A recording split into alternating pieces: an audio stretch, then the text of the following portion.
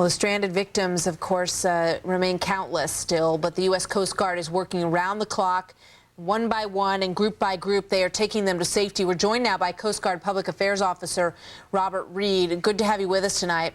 Good to be here, Martha.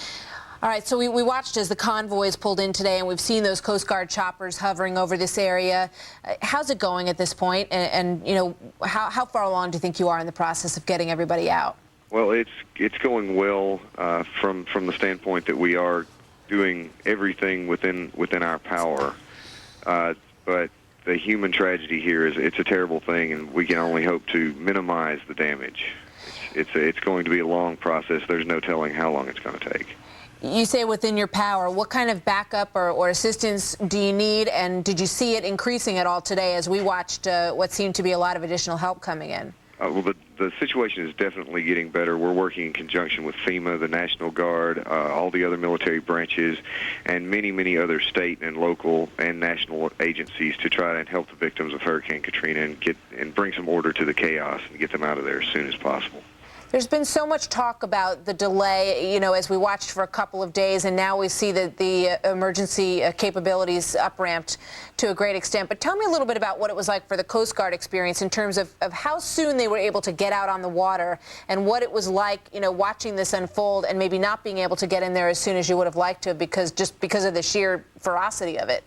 Oh, right. We had to evacuate our local units from the New Orleans and Gulf region area just to ensure that we could respond as efficiently and effectively as possible as soon as the hurricane was over.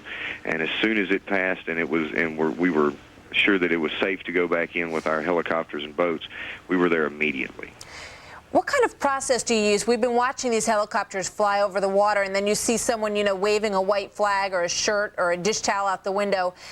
Is it as random as it looks in terms of spotting who's down there? What's the plan? Well, there's so many people there right now that need help that I would hate to be in those pilots' positions right now. They have a great responsibility and weight on their shoulders, because how do you choose? Everyone needs help, and they want to help everyone that they can. And it's a dangerous situation, and it's a stressful situation, and they have been working around the clock since this happened. And we're just picking up as many people as we can and trying to get them to safety. Our efforts have changed from the beginning. In the beginning, we were just picking people up as much as possible with our helicopters. It has now gone to more of a mass effort, trying to get people out in large numbers.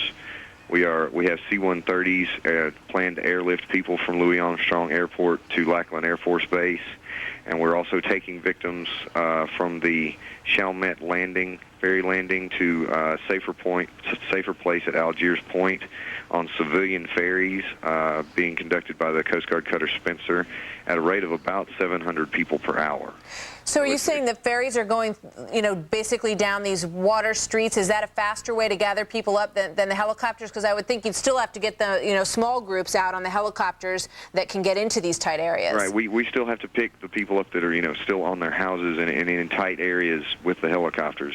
If they can make it to Chalmette Point, to Chalmette Ferry landing, then of course they can get down and try to get in in a larger group. But there are so many hundreds of people out there that still are they're completely isolated, and we're trying to get to them as fast as possible.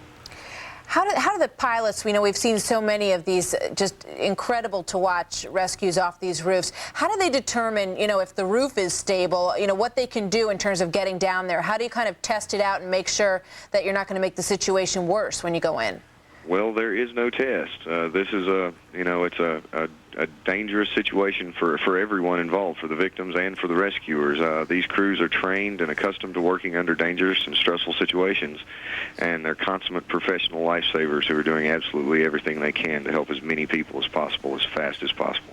All right, Officer Robert Reed, thank you very much. As we watch a live shot of a Coast Guard chopper hovering over the roof, doing just what you're telling us about. Thank you very much. Exactly what's going on there, Martha. That is a picture. We were watching a picture of a live rescue as we pan New Orleans. As you can see, they think maybe they've got a handle on the water flowing into New Orleans. Perhaps it has stopped. It has not receded, but there is a city underwater, by and large, for 80% of it, and rescue operations still going on.